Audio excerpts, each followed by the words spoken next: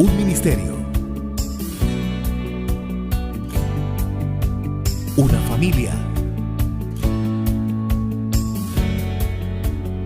Una misión.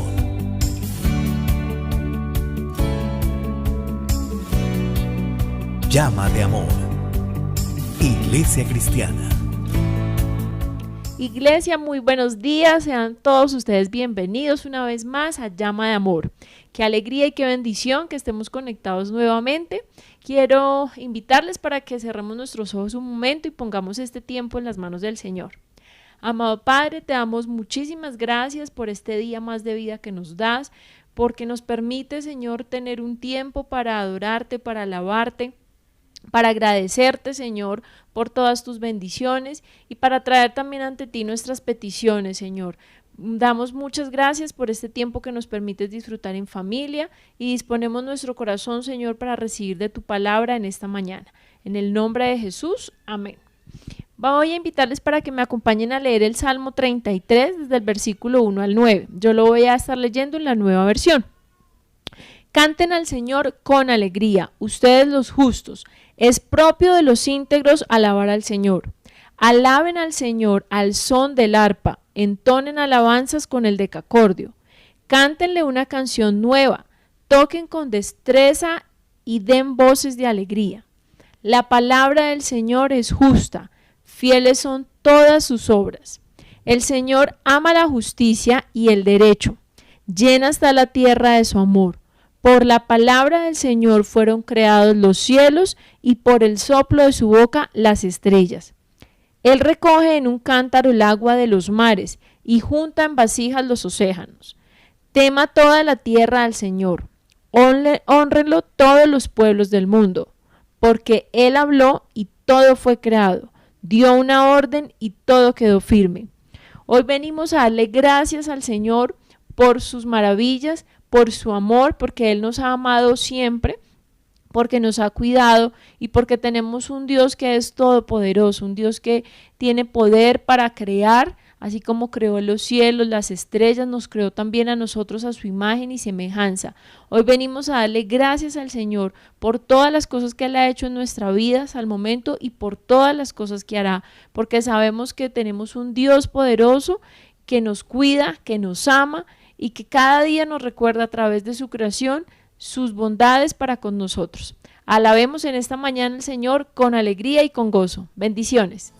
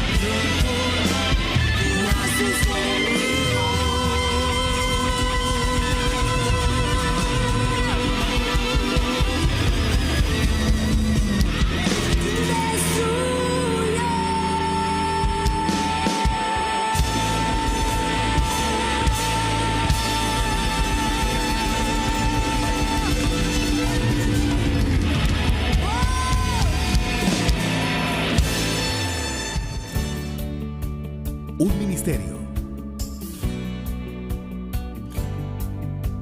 Una familia. Una misión.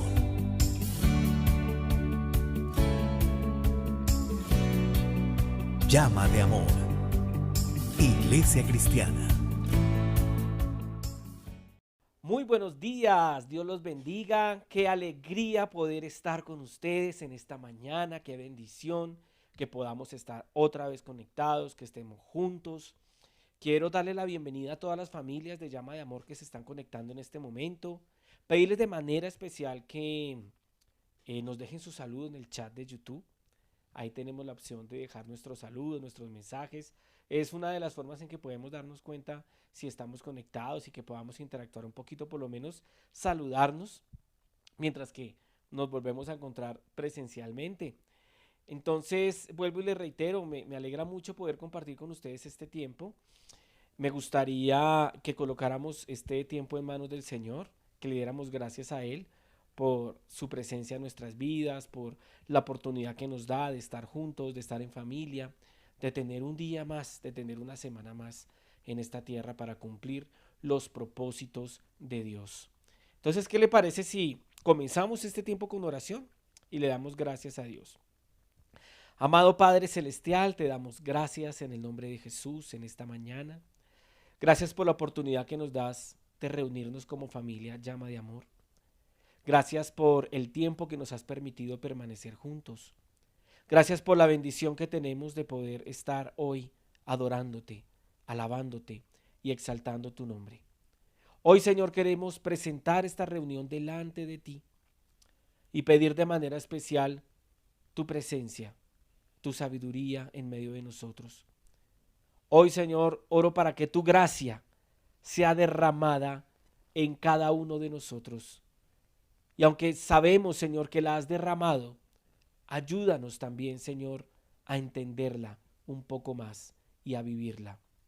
Hoy, Señor, colocamos este tiempo delante de ti y te damos gracias por el inicio de esta reunión. Y sabemos, Señor, que tú estás con nosotros y que hoy traes una palabra de vida para cada uno de nosotros. Te damos la gloria, la honra y la alabanza a ti en el nombre de Cristo Jesús. Amén. Iglesia, qué importante es comenzar esta reunión en oración, pidiéndole al Señor que esté en medio de nosotros. Y para continuar, me gustaría recordarles a todos la necesidad y la importancia de tener un corazón generoso y de dar para la obra de Dios. Nosotros damos de lo que Él nos dio a nosotros primero, no es al contrario. De hecho, si tú tienes la oportunidad de dar, es porque Dios te ha bendecido, es porque Dios ha prosperado tu vida, es porque tienes los recursos, los medios, la fuerza, el talento y los dones que Él ha derramado sobre ti para poder tener una vida productiva. Entonces, sé que algunos tienen un lugar especial en donde depositan sus ofrendas y sus diezmos, y quiero invitarlo para que las deposite en ese lugar y para que de esa forma también adoremos a Dios a través de lo que damos. Cuando damos una ofrenda, estamos adorando a Dios. Estamos haciendo un apoyo para extender su reino y para que su palabra corra a todos los lugares posibles. Entonces lo invito para que de manera reverente también le presentemos esa ofrenda y esos diezmos al Señor. Padre Todopoderoso, gracias por la oportunidad que nos das de ofrendar, de diezmar. Gracias, Señor, porque nosotros damos de lo que hemos primero recibido de ti y lo damos con acción de gracias, despojándonos del egoísmo, despojándonos de la avaricia, despojándonos de la idolatría hacia el dinero y hacia los bienes materiales de este mundo. Hoy, Señor, te damos gracias en el nombre de Jesús por cada ofrenda que nos has permitido presentar delante de ti. Lo hacemos con agrado, lo hacemos con alegría y lo hacemos con amor, porque tú nos has dado todo, absolutamente todo lo que tenemos. Hoy te entregamos, Señor, este tiempo en tus manos y te damos gracias en el nombre de tu Hijo Jesús. Amén y amén. Iglesia, ya tuvimos la oportunidad de celebrar nuestro primer aniversario. Todo salió mejor de lo que esperábamos.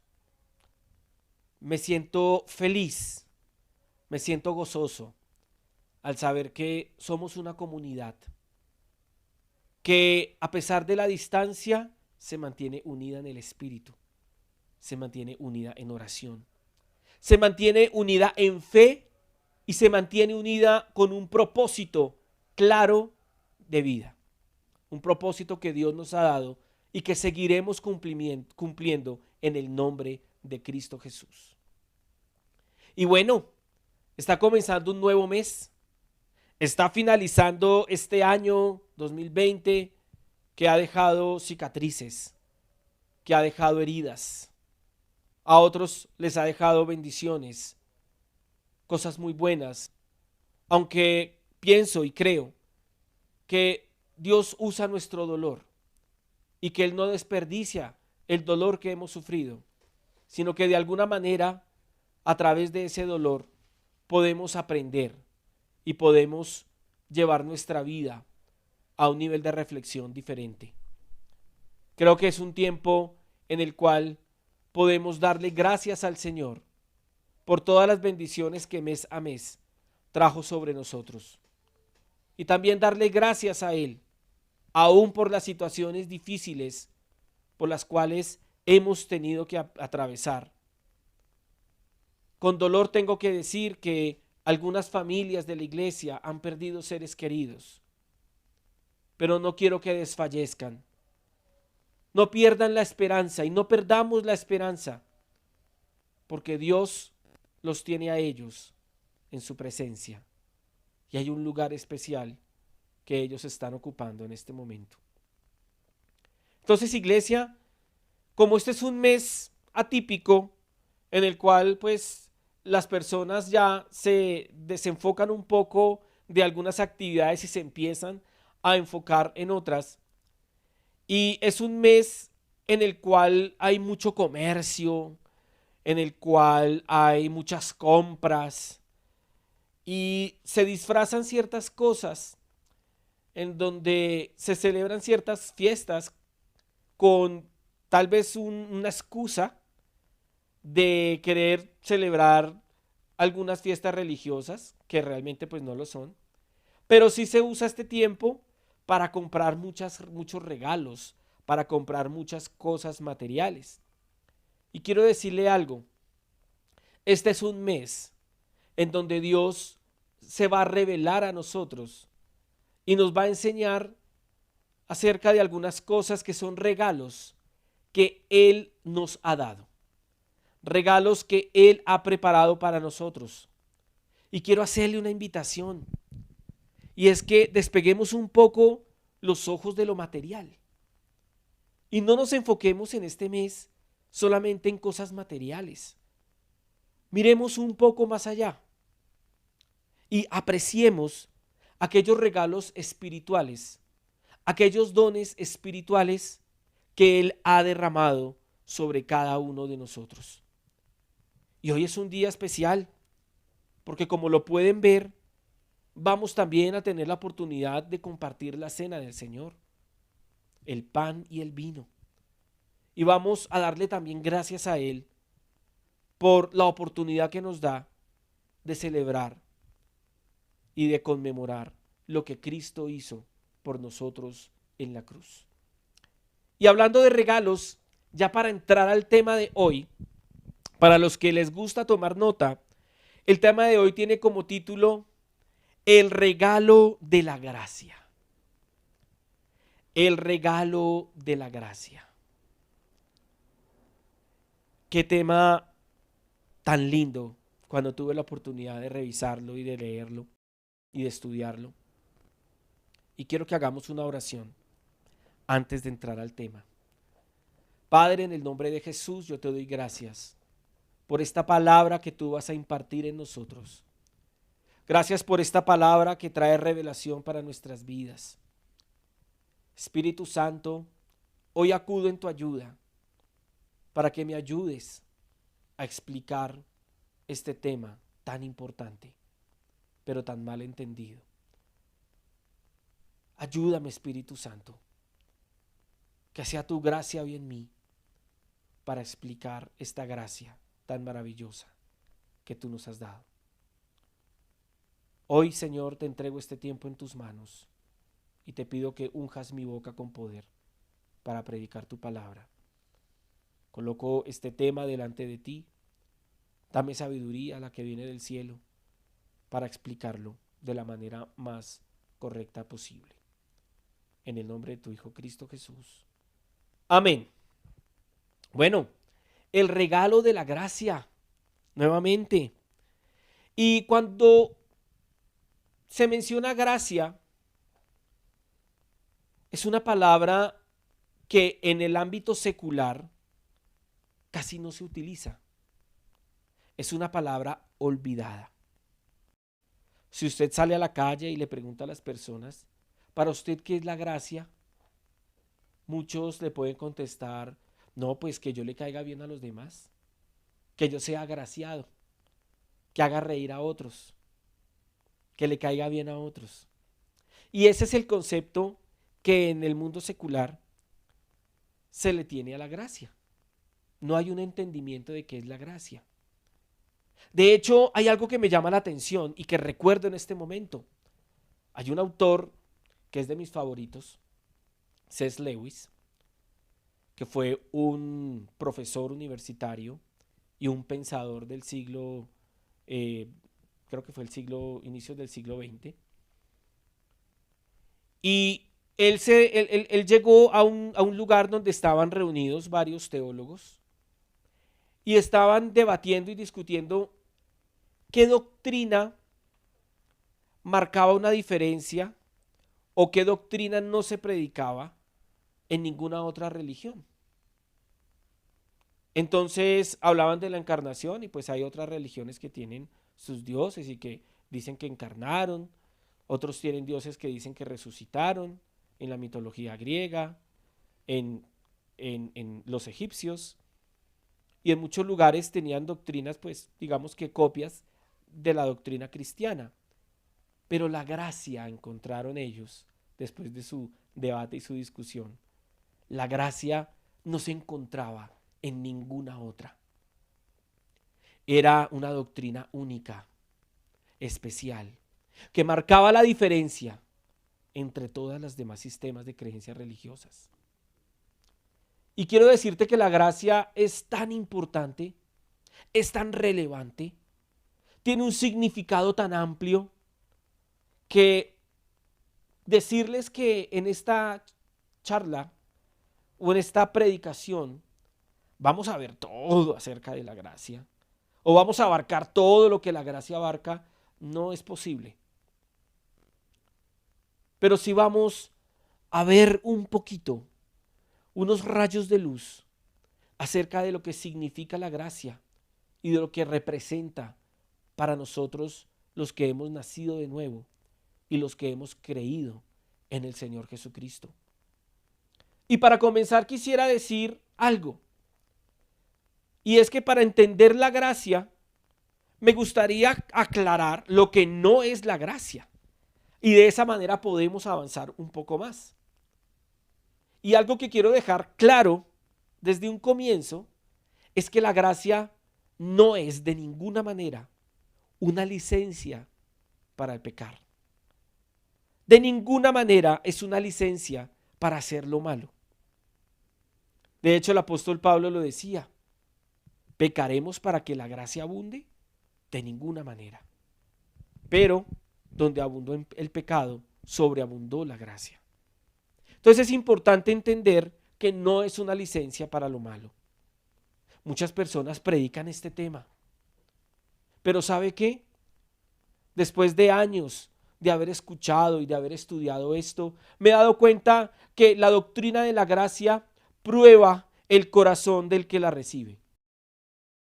Porque cuando el corazón del que recibe esta doctrina y del que la lee es un corazón que está desviado, es un corazón que está corrompido, la usa mal y hace daño. No porque la doctrina en sí sea mala, sino porque el corazón la pervierte y hace lo malo, creyendo que no va a haber consecuencias por su pecado. Y quiero que para comenzar miremos algunos textos bíblicos que nos van a ilustrar y algunas historias que nos van a aclarar un poco este tema. Me gustaría que fuéramos al libro de Juan, al Evangelio de Juan, al capítulo 1, versículo 17 en la Nueva Versión Internacional. Dice este verso: pues la ley fue dada por medio de Moisés, mientras que la gracia y la verdad nos han llegado por medio de Jesucristo. Este texto me gustó para comenzar este tema porque marca una diferencia, marca un antes y un después. Y entonces vemos la ley y la gracia en un mismo pasaje. Y vemos cómo en Moisés fue dada la ley. Dios utilizó a Moisés y le dio una ley para que la promulgara al pueblo de Israel y para que vivieran bajo esa ley y intentaran cumplir esa ley. Pero en este tiempo, el Señor Jesucristo se ha manifestado como el Hijo de Dios, que se encarnó, que vivió entre los hombres, que tuvo una vida perfecta, que murió en la cruz, que resucitó de los muertos, que ascendió a los cielos y está a la diestra del Padre. Entonces vemos una diferencia en que nosotros como iglesia no estamos bajo la ley. No estamos bajo la ley de Moisés. Estamos bajo la gracia y la verdad que nos han llegado por medio de Jesucristo. Y para entender un poco más ese término gracia, resalto la palabra y les voy a mostrar acá un significado que es bien interesante. En el diccionario Strong nos dice que esa palabra gracia usada en este pasaje bíblico viene de la palabra griega charis, que significa la influencia divina sobre el corazón y su reflejo en la vida, incluido gratitud. Tiene que ver con merecer, aprobación, aprobar, congraciar, donar, favor, gozo, gracia, gratitud y mérito. Y como definición menciona que es la gratuita e inmerecida aprobación de Dios hacia quienes no la merecen. Me parece poderoso el significado para entenderlo. Y esta primera parte que dice la influencia divina sobre el corazón me parece impactante. Porque de alguna manera el Señor envía su gracia a nuestros corazones y a través de esa gracia nos influencia hacia lo bueno. La gracia de Dios nos influencia hacia la santidad. La gracia de Dios nos influencia hacia apartarnos del pecado para vivir en su gracia. La gracia de Dios, como les decía al principio, ha sido malentendida por algunos que predican que por estar en la gracia pueden cometer toda clase de fechorías y de pecados y lo toman como una licencia para hacer lo malo. Y eso no es la gracia. Sabemos que somos justos y que somos hijos de Dios, que pecamos ocasionalmente, porque somos de carne y hueso, somos débiles. Pero la gracia es esa influencia divina ejercida en nuestro corazón que nos motiva a apartarnos del mal, que nos motiva a buscar al Señor con todo nuestro corazón. Y me encanta su significado porque tiene que ver con aprobación.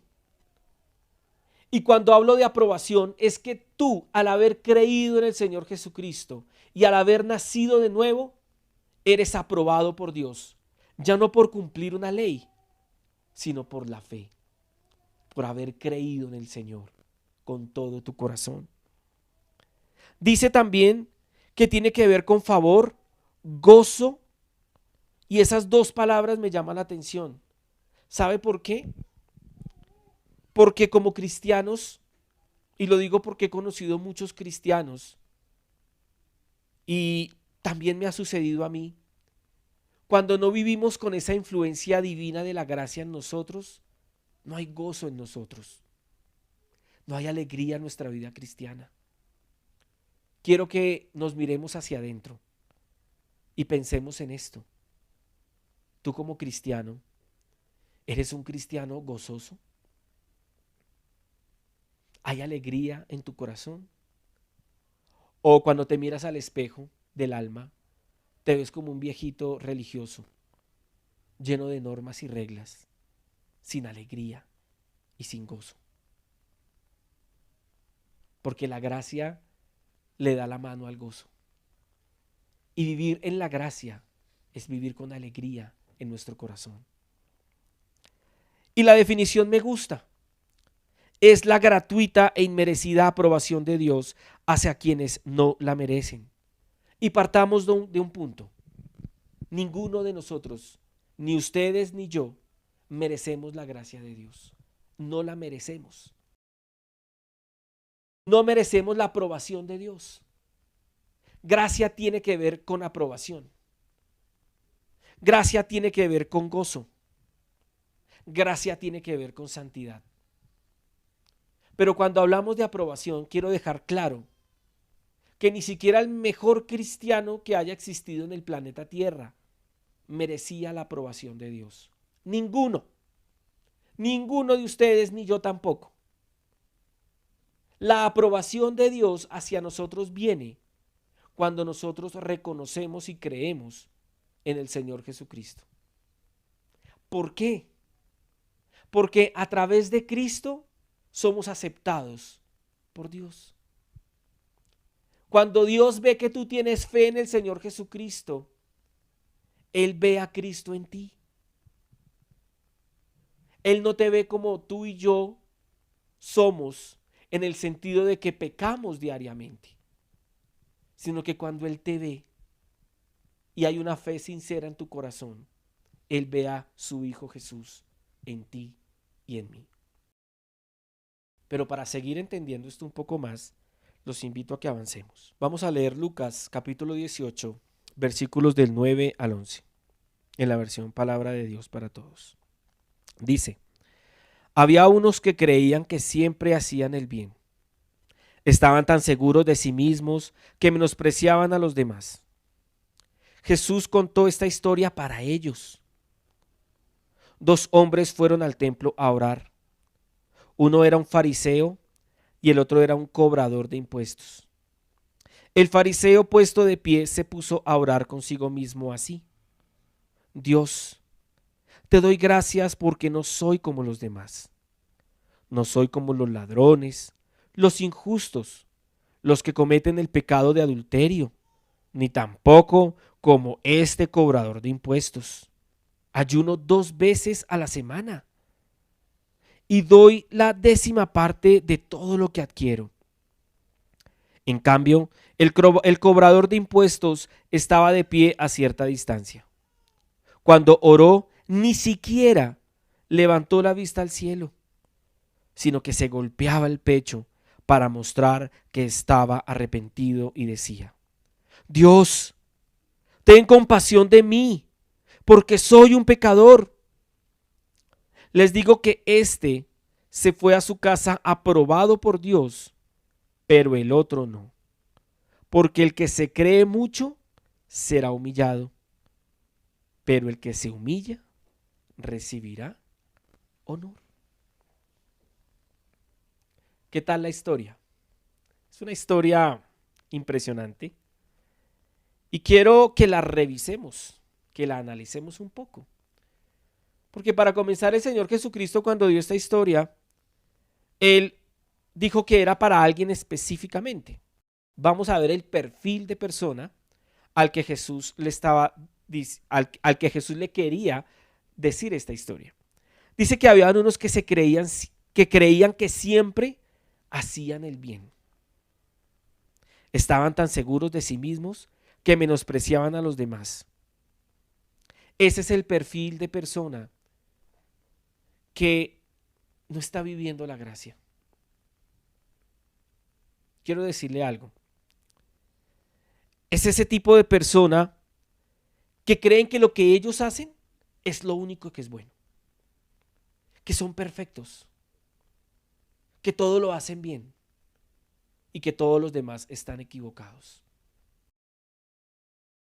Dice que había unos que creían que siempre hacían el bien y que menospreciaban a los demás.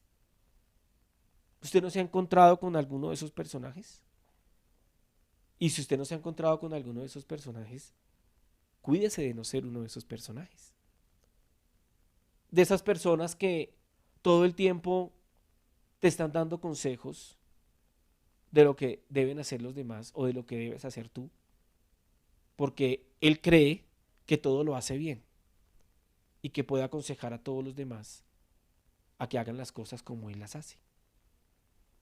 También es ese tipo de personas que se creen perfectos, que no tienen errores. Y hay algo que es clave, y que son personas que menosprecian a los demás. Los menosprecian. Son personas que son demasiado seguras de sí mismas a un extremo. Quiero decirte algo. En otros escenarios, yo hablo acerca de la importancia de tener autoestima, amor propio y de creer en sí mismo. Pero hay un exceso en el cual no podemos caer. Y cuando yo me siento seguro de mí mismo, pero menosprecio a los demás, ahí ya hay un problema. Cuando yo menosprecio a otro, no lo puedo ayudar, no le puedo agregar valor, no lo apruebo. Y acuérdese que la gracia tiene que ver con aprobación. Y cuando yo menosprecio a los otros, los estoy desaprobando. Y mire que en el versículo 10, ahí vemos resaltado al tipo de personas de las cuales el Señor Jesucristo nos habla en esta historia. Y es un fariseo y un cobrador de impuestos. Y cuando hablamos de gracia, no podemos hablar de títulos. Cuando hablamos de gracia, los títulos pierden valor. Porque Dios te acepta y te aprueba porque eres su hijo. Y ese es el único título valedero para ser aprobado por Dios. El fariseo era conocido como una persona rígida, cumplidora de la ley, que conocía la ley. Y el cobrador de impuestos era conocido como un traidor que se había vendido al imperio romano para cobrarle al pueblo de Dios. Y muchas veces clasificamos a las personas de esa manera. Fulano es bueno y sutano es malo. Y cuando hacemos ese tipo de clasificación, estamos haciendo juicios que no nos corresponde hacer a nosotros. Porque solamente Dios es el que conoce el corazón. Si en esta historia hubiera existido un tercero que hubiera observado al fariseo y hubiera observado al cobrador de impuestos, si hubiera visto al fariseo con su atuendo, con su expresión, con su oratoria para orar, hubiera pensado, uy no, este es un hombre espiritual, este es un hombre magnífico, cumplidor de la ley, no es adúltero, no es ladrón, no es como ese otro cobrador de impuestos. Y es que mire ese cobrador de impuestos, esa cara de ladrón que tiene, esa cara de ampón. Es que mejor que ni entre al templo, qué vergüenza. Y muchas veces clasificamos a las personas por los títulos que tienen y eso no está bien. Porque la gracia tiene que ver con aprobación. Y si tú eres un hijo de Dios, así no tengas más títulos, quiero decirte algo. Eres muy valioso y eres aprobado por Dios.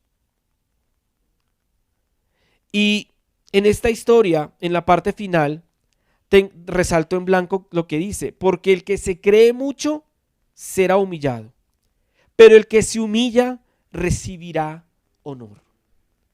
La gracia de Dios tiene que ver con aprobación y tiene que ver con humildad. Un orgulloso y un altivo difícilmente pueden disfrutar de la gracia de Dios. Y la gracia también tiene que ver con nuestra actitud. Mire la actitud que tenía el cobrador de impuestos.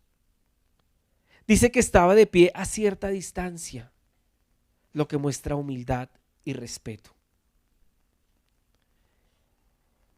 Dice que ni siquiera levantó la vista al cielo, estaba humillado ante Dios. Y estaba mostrando arrepentimiento. La gracia de Dios tiene que ver con aprobación, con humildad y con arrepentimiento. Una persona que no se ha arrepentido de sus pecados no puede disfrutar esa gracia porque no ha cambiado su estilo de vida. No hay un deseo de cambio en su corazón. Cuando tú crees que ya no necesitas nada, hay un problema. Y este otro hombre, el fariseo, estaba en pie y oraba consigo mismo. Y le daba gracias a Dios porque no era como los demás. Ni un ladrón, ni un injusto, ni un adúltero, ni como ese cobrador de impuestos. Había una actitud diferente en ese fariseo. Una actitud de orgullo, una actitud de altivez. ¿Cómo es nuestra actitud? Porque eso habla mucho de si estamos o no en esa gracia. Y vamos a avanzar, vamos a ir a la primera carta de Juan, capítulo 1, versículos del 8 al 9. Dice así: si afirmamos que no tenemos pecado, nos engañamos a nosotros mismos y no tenemos la verdad. Si confesamos nuestros pecados, Dios, que es fiel y justo, nos los perdonará y nos limpiará de toda maldad. No nos engañemos a nosotros mismos. El apóstol Juan lo dice claramente. Usted y yo no podemos afirmar que no tenemos pecado. Hay sectas que predican precisamente eso. Eres perfecto, estás completo, no necesitas arrepentirte de tus pecados, no necesitas hacer absolutamente nada. No. Aquí el apóstol Juan nos está diciendo que si afirmamos que no tenemos pecado, ¿qué estamos haciendo? Nos estamos engañando. Fuimos perdonados de todos nuestros pecados. Somos aprobados por Dios a través de la fe en Jesucristo. Si nos arrepentimos de nuestros pecados, si nos humillamos ante Dios. Pero no podemos decir que no tenemos pecado, porque nos estaríamos engañando y no tendríamos la verdad. Y quiero decirle algo, y que está escrito en este pasaje: si confesamos nuestros pecados, Él es fiel y justo y nos los perdonará y nos limpiará de toda maldad. Nunca pienses que Dios no te va a aceptar. Nunca pienses que porque has pecado, entonces no puedes ir ante el Señor a confesarle tu pecado. Porque eso es lo que el enemigo quiere hacerle entender a muchos. Pero ya no vayas a orar. ¿No te da vergüenza? Eres un cochino pecador. Mírate en un espejo, das asco. Eso es lo que el enemigo quiere que otros crean. Y dejan de orar, dejan de tener una comunión con el Señor, se alejan. Y muchas veces nosotros los creyentes alejamos también a las personas. Uy, no, ¿usted no supo lo que hizo? Uy, no, ese tipo yo no lo quiero volver a ver. Y muchas veces esa es nuestra actitud también hacia otros. Juzgamos a los demás como si nosotros nunca hubiéramos pecado. Él es fiel y justo para perdonar nuestros pecados y limpiarnos de toda maldad. No nos engañemos. Vivir en la gracia no es afirmar que no tenemos pecado. Vivir en la gracia es reconocerlo con humildad y confesar nuestros pecados delante de Dios. Avancemos. Vamos a ir al libro de Hebreos, capítulo 10, versículos del 1 al 2. Dice: la ley era solo una imagen borrosa de las bendiciones que llegarían en el futuro. La ley no es la verdadera bendición porque exige a la gente que ofrezca los mismos sacrificios todos los años. Los que se acercan a ofrecer culto a Dios siguen ofreciendo esos sacrificios, pero la ley jamás puede hacerlos perfectos. Si la ley lo pudiera hacer, entonces ya estarían limpios. No se sentirían culpables de sus pecados y esos sacrificios ya hubieran dejado de ofrecerse. Este pasaje me llama la atención porque está mostrándonos que no podemos vivir bajo la ley porque no servirá, no funciona. Porque la ley nos muestra lo que está mal y es útil para mostrarnos lo que está mal, pero no nos ayuda a dejar de hacer lo malo. La ley te dice que el adulterio es malo, pero no te ayuda a dejar de ser adúltero. Mientras que la gracia, ese poder de Dios, esa influencia divina en tu corazón, sí te va a ayudar a dejar de ser un adúltero a través del Espíritu Santo. Esa es la diferencia. Y mire que en el versículo 2 resaltó algo que dice: no se sentirían culpables de sus pecados. Y yo he tenido la oportunidad de dar consejería a varias personas y me he encontrado con que la culpa es algo que pesa en la espalda de muchos. Personas de todo tipo viven con culpa, con sentimientos de culpa que pesan, que amargan, que esclavizan y que destruyen a las personas. La culpa no te agrega valor. La culpa, cuando tú haces algo mal y sientes culpa porque sabes que hiciste algo malo, esa culpa es un termómetro, es un indicador de que algo está mal. Pero es solo eso. Y es para que tú avances y dejes de hacer lo malo. Que eso se obtiene a través de la gracia, que es esa influencia divina en el corazón que nos ayuda a avanzar. Pero muchos se quedan simplemente con el bombillo rojo. Ese bombillo rojo que alumbra es la culpa. Eso está mal, eso está mal. Y se quedan con el bombillo rojo. Y solo están pensando en eso. Y eso se queda permanentemente en sus vidas. Y aparece otro bombillo rojo. Y se llenan de bombillos rojos. Y eso afecta sus vidas. Porque son personas que viven sintiéndose culpables todo el tiempo. Y Dios no quiere hijos llenos de culpa. Dios quiere hijos llenos de gozo y de paz. Si tú eres un hijo de Dios que ha creído en el Señor Jesucristo y que ha nacido de nuevo, no te sientas ya culpable. Porque la culpa solamente te indica que hay algo que está mal. Pero el propósito de Dios, al permitirnos sentir eso, es que podamos ir a Él, que podamos confesar nuestros pecados, y Él, que es fiel y justo, nos los perdona y nos limpia de pecado. Amén. Mira lo que dice Hebreos capítulo 12, versículo del 1 al 2, en la versión de las Américas. Fijémonos entonces que nos rodean muchísimas personas que demostraron su fe. Corramos sin fallar la carrera que tenemos por delante. Quitemos de nuestra vida cualquier cosa que nos impida avanzar, especialmente el pecado que nos hace caer tan fácilmente. Fijemos nuestra mirada en Jesús, en quien la fe empieza y termina. En vez del gozo que podía haber tenido, sufrió la muerte en la cruz y aceptó la humillación como si no fuera nada. Después se sentó a la derecha del trono de Dios. Entonces aquí resalto dos palabras en amarillo. Una es quitemos y la otra es fijemos. Entonces vamos a hacer el ejemplo de un cuadro. Entonces va a dar cuenta que este cuadro es el pecado.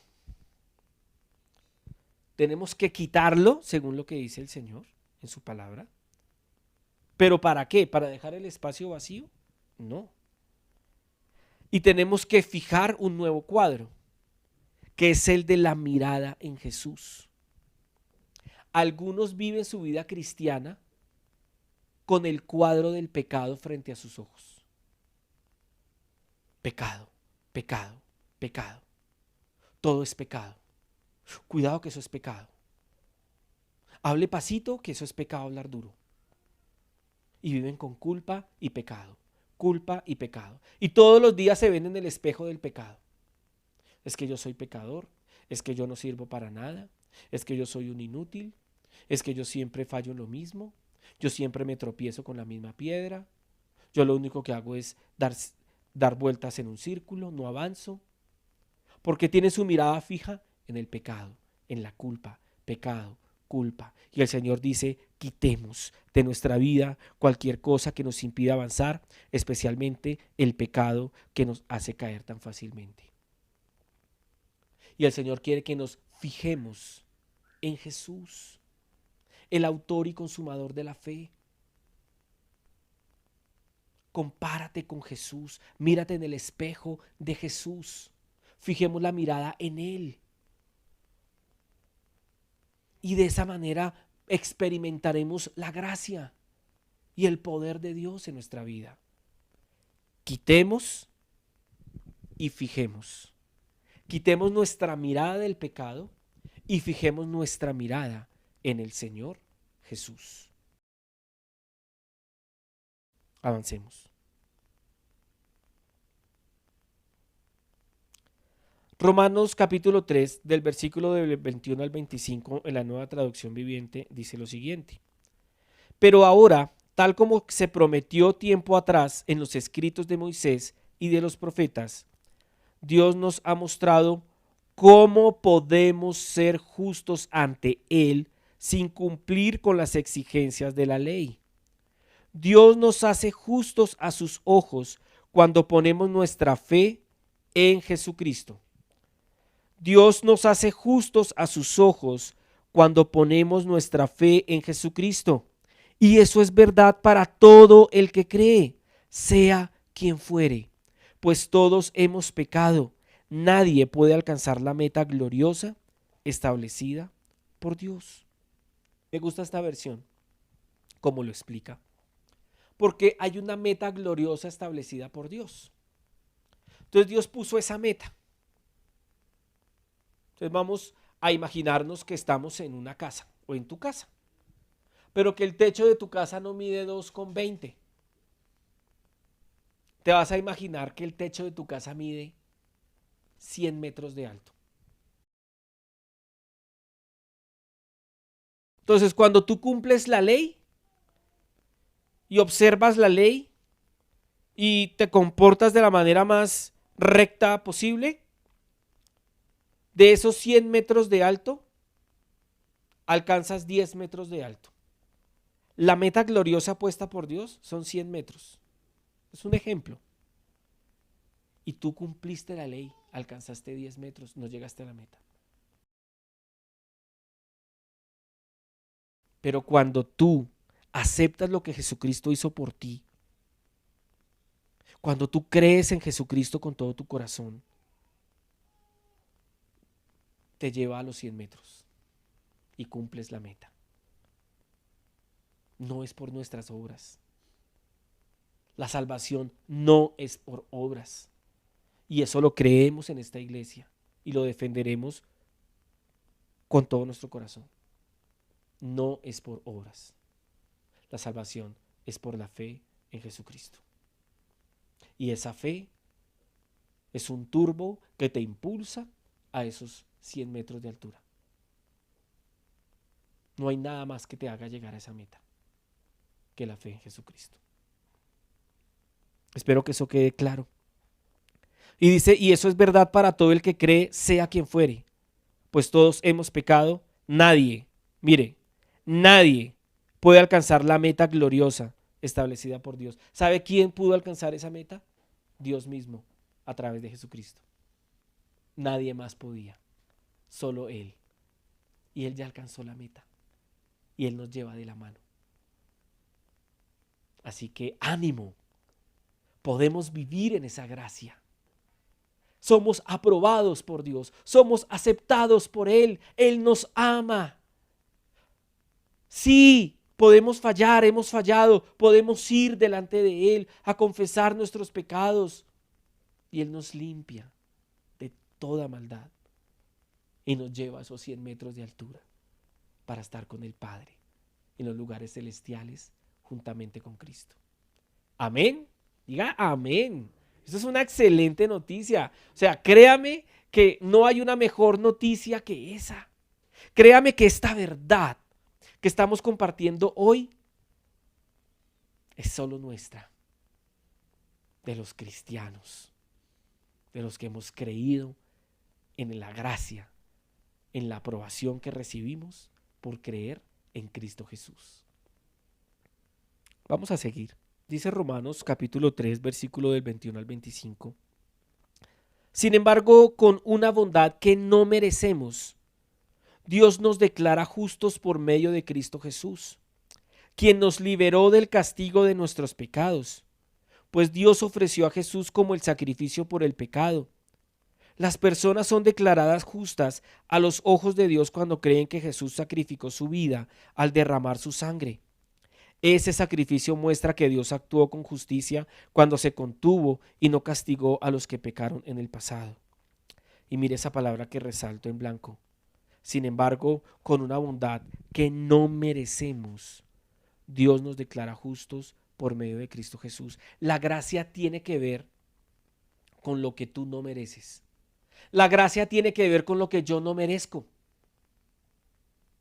Yo trabajo en una organización hermosa, maravillosa. Pero si yo no cumplo lo que tengo que cumplir, no gano. Y lo mismo sucederá en tu trabajo. Si tú no cumples con los requisitos, no ganas. No te mereces el salario.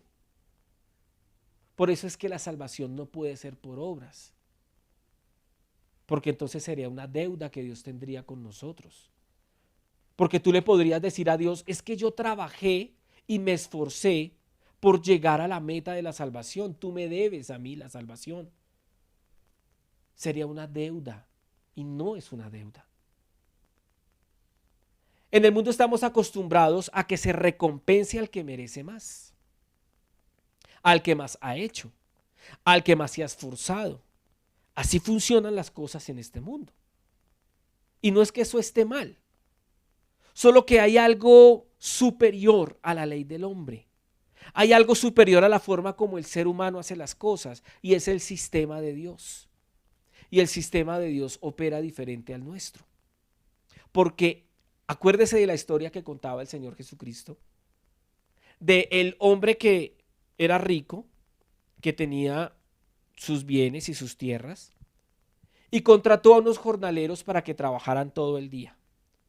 Y les asignó un salario. Les dijo, bueno, ustedes van a trabajar todo el día, este es su salario. Entonces vamos a colocar el ejemplo. Ustedes van a empezar a trabajar a partir de las 7 de la mañana. Este es su salario por trabajar hasta las 5:30 de la tarde. Entonces este hombre bueno fue, se tomó su tinto, leyó el periódico en su iPad, salió a las 10 de la mañana, vio por ahí gente desocupada y dijo, muchachos, vengan, ¿ustedes qué están haciendo? No, pues por aquí botando monedas, jugando. ¿Quieren trabajar? Sí, claro. Bueno, van a empezar a trabajar desde ya. Les voy a dar lo de un día de salario, son las 10 de la mañana, van a trabajar hasta las 5:30 de la tarde. Y este hombre fue, se sentó, empezó a revisar sus cuentas, almorzó y salió a las 3 de la tarde a tomar el sol. Y vio a otras personas por ahí sentadas sin hacer nada y necesitadas. Y les dijo, oiga, ¿ustedes qué están haciendo? No, aquí viendo llover porque no hay nada más que hacer. ¿Les gustaría trabajar? Sí, claro. Son las 3 de la tarde. Si trabajan de 3 a 5 de la tarde, les voy a dar lo de un día de salario. Uy, claro, por supuesto. Y cuando entraron a trabajar, los que habían entrado a las 7 de la mañana los vieron con rabia y le hicieron el reclamo al jefe. Y el jefe les contestó, ¿pero por qué me juzgan? ¿Por ser bueno? Yo hago lo que quiero con lo que es mío. Estoy parafraseando la historia, pero a lo que me quiero referir es a que la gracia tiene que ver con lo que no merecemos. Tú no mereces la gracia y yo tampoco, pero la tenemos. Y por eso tenemos que alabar y adorar al Señor. Porque si tuviéramos lo que mereciéramos, créanme que nos iría muy mal. ¿Cuántas veces hemos mentido, engañado? ¿Cuántas veces hemos dicho malas palabras, tenido malos pensamientos? ¿Cuántas veces hemos hecho lo malo? Incontables. Pero a través de la gracia del Señor Jesucristo recibimos lo que no merecemos. El sistema de Dios funciona distinto. Avancemos. Vamos a ir a Tito, capítulo 3, versículo 5. Dice, Él nos salvó, no por las acciones justas que nosotros habíamos hecho, sino por su misericordia. Nos lavó quitando nuestros pecados y nos dio un nuevo nacimiento y vida nueva por medio del Espíritu Santo. La gracia tiene que ver con misericordia. La gracia tiene que ver con aprobación. La gracia tiene que ver con humildad. La gracia tiene que ver con arrepentimiento. Y la gracia tiene que ver con misericordia. Y en esta carta se nos menciona que Él nos salvó no por las acciones justas que nosotros habíamos hecho, sino por su misericordia. ¿Y qué hizo esa misericordia de Dios en nosotros? Mire, hay 3 cosas que hizo. Primero, nos lavó.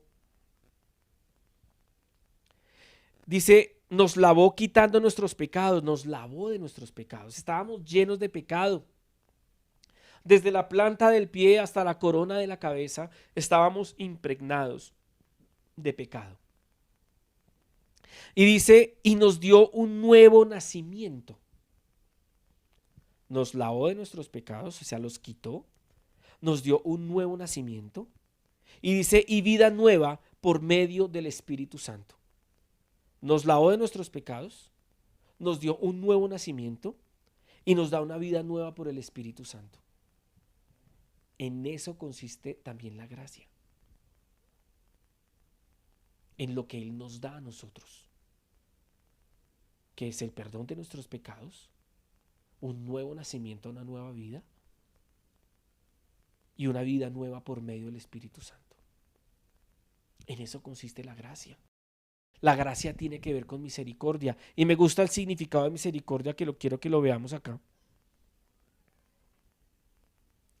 Dice que la palabra misericordia en este texto viene de la palabra griega eleos, que es la manifestación externa de la compasión, da por sentado la necesidad en aquel que la recibe y recursos adecuados para afrontar la necesidad de parte de aquel que la exhibe.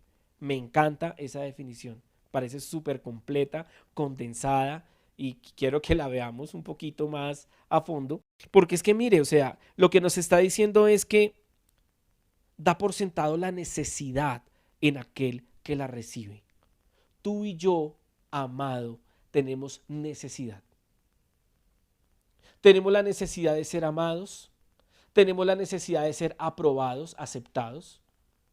Tenemos la necesidad de ser salvados porque nacimos separados del Señor. Tenemos la necesidad de un Salvador. Y Dios tuvo misericordia de ti y de mí. ¿Sabes por qué?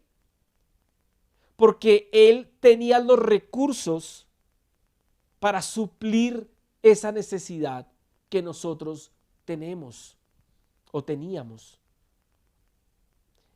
Y al Él usar sus recursos para suplir mi necesidad y tu necesidad, a eso se le llama misericordia.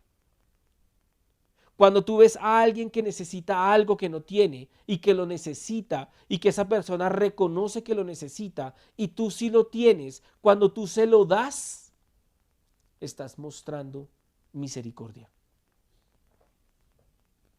En eso consiste la misericordia. Y la gracia tiene que ver con misericordia. Reconocer que lo necesitamos a Él. Reconocer que necesitamos un Salvador porque hemos estado perdidos en el pecado. Reconocer que necesitamos ser aceptados por Dios. Y eso solo se logra a través de Jesucristo. Por eso la gracia y la misericordia son a través de Jesucristo. Mira lo que dice 2 Corintios capítulo 5 versículo 21, nueva traducción viviente.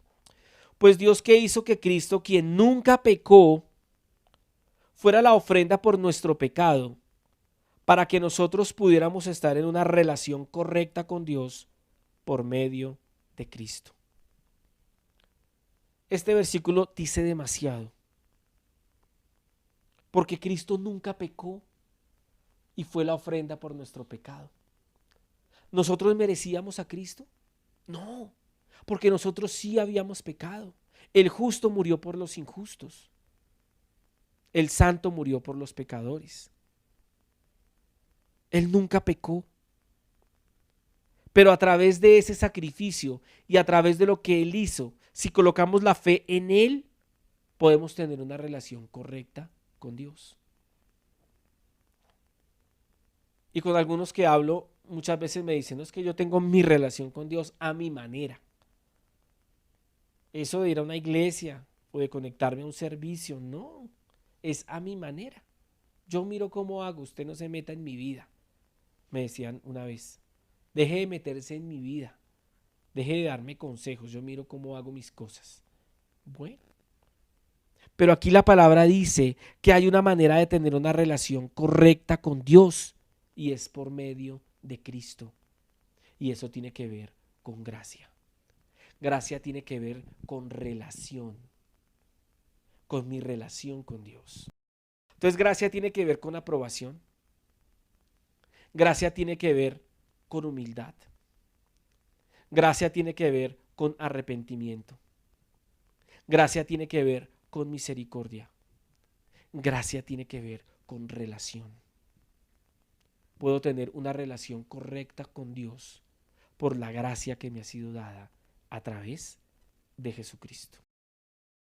Sigamos.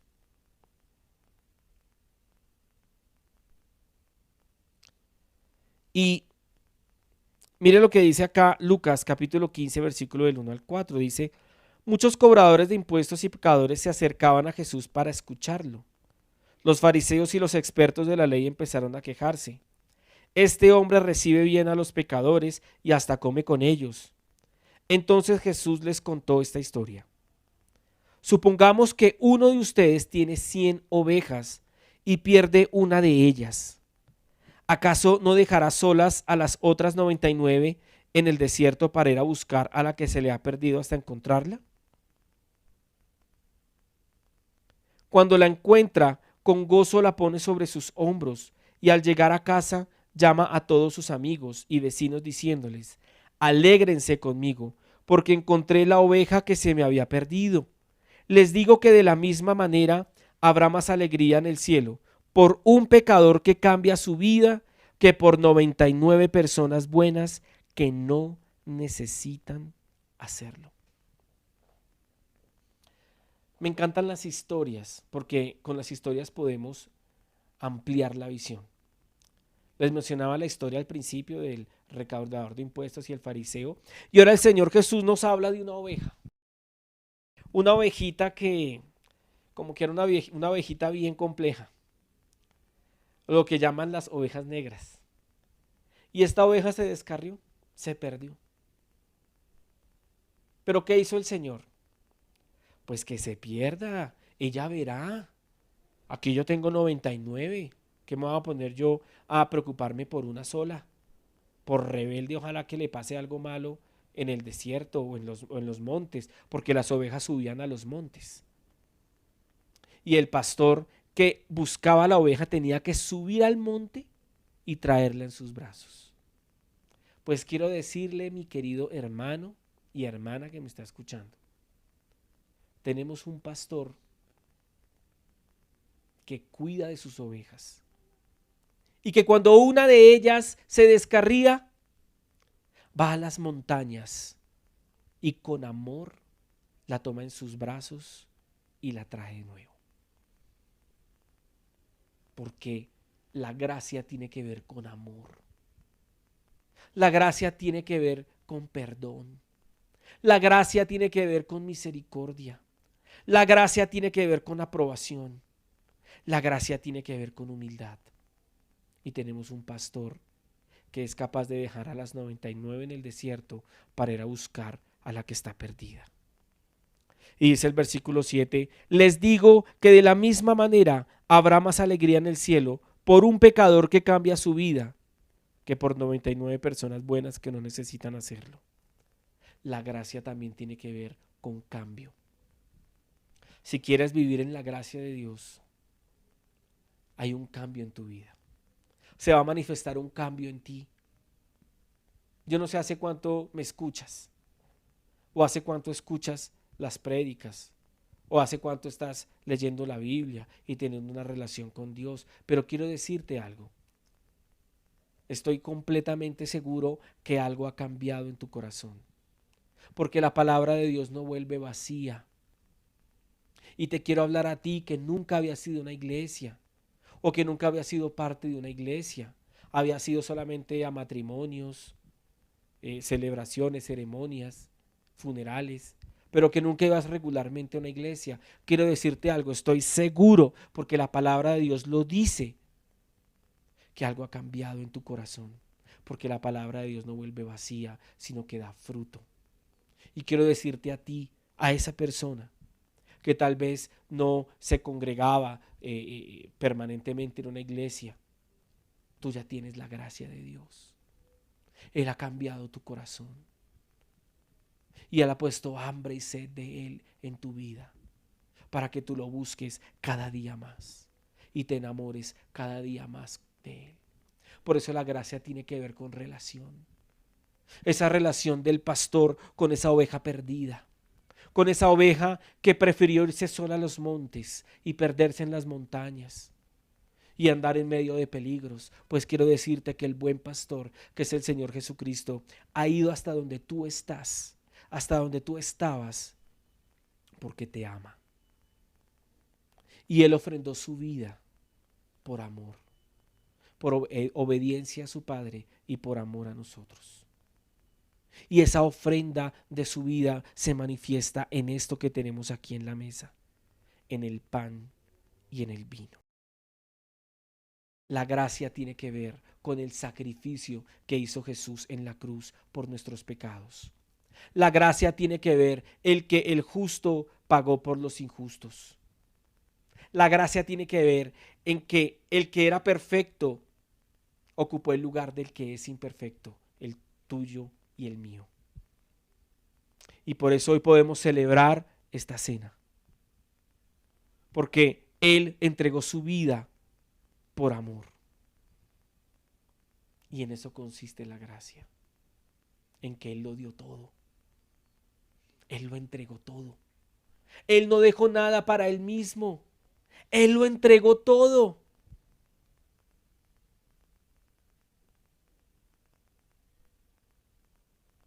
Hay una película de los años 80 que se llama El banquete de Babette. Leí la historia, no he visto la película, pero la leí y me llamó mucho la atención. Porque era una mujer francesa que había sido perseguida en la guerra y llegó a un lugar lejano. No era conocida por nadie. Y una familia de creyentes la adopta y la pone a trabajar en un restaurante. Esta mujer recibe una herencia y se gasta toda su herencia en una cena. Esta mujer, en gratitud a la familia que la recogió y a los comensales que iban al restaurante, le dijo a ellos: miren, quiero que me dejen hacer algo por ustedes, porque ustedes me salvaron, ustedes me rescataron. Quiero que me dejen hacer algo por ustedes. Y ellos le dijeron: bueno, pues si quieres hacer algo, hazlo. Y es preparar una cena para ustedes. Ella se había ganado algo, le habían dado algo, era un premio muy grande, era mucho dinero, y ella había sido cocinera en un restaurante muy elegante en Francia. Y mandó a traer todos los ingredientes, y llegaban cajas y cajas de ingredientes y de comida y de comida. Y preparó una cena increíble. Y todos los comensales disfrutaron de esa cena. Y los dueños del restaurante, que era la familia que la había acogido, también pudieron disfrutar de esa cena deliciosa. Y todos le dijeron: bueno, ¿cuánto te debemos? Y ella dijo: nada. Yo quería preparar todo esto para ustedes. No cuesta nada. Se gastó todo lo que tenía en esa cena. El Señor Jesús lo dio todo por ti y por mí. Él tiene un banquete para nosotros.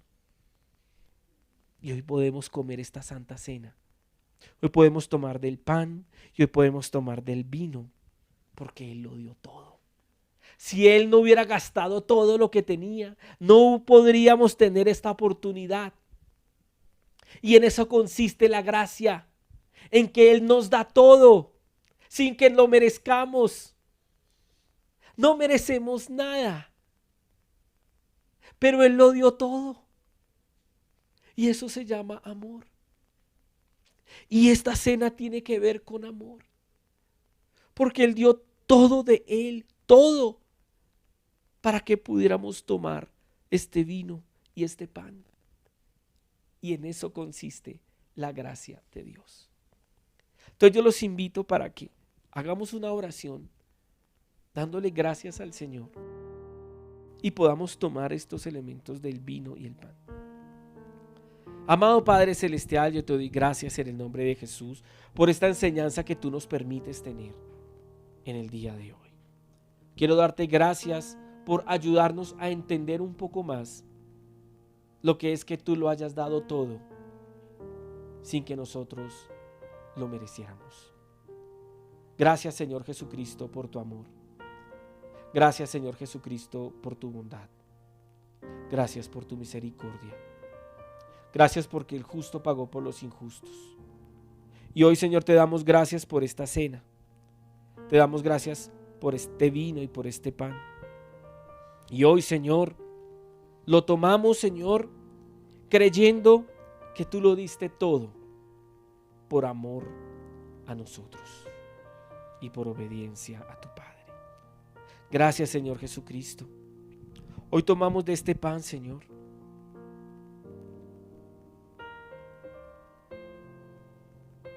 creyendo que representa tu cuerpo, Señor, y que nos transforma, nos sana, nos bendice, nos llena de ti.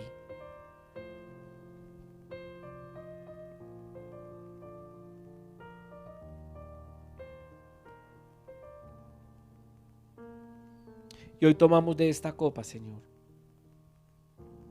creyendo que tú derramaste tu sangre en la cruz del Calvario para lavarnos de nuestros pecados, para limpiarnos de toda maldad. En el nombre de Jesús. Hoy tomamos de este pan y de este vino, Señor, creyendo en todo lo que tú hiciste por nosotros por gracia. No lo merecemos, pero lo tenemos. En el nombre de Jesús. Amén y amén. Iglesia, espero que esta enseñanza haya llegado a lo más profundo de nuestro corazón. Personalmente en el mío llegó, espero que en el suyo también. Quiero darles las gracias por haberse conectado en esta transmisión, desearles que el Señor los bendiga, que el Señor los guarde en esta semana y que haga resplandecer su rostro sobre ustedes. Y acuérdense, vivimos en la gracia de Dios y somos aprobados por Él. Dios los bendiga y Dios los guarde. Nos vemos hasta la próxima.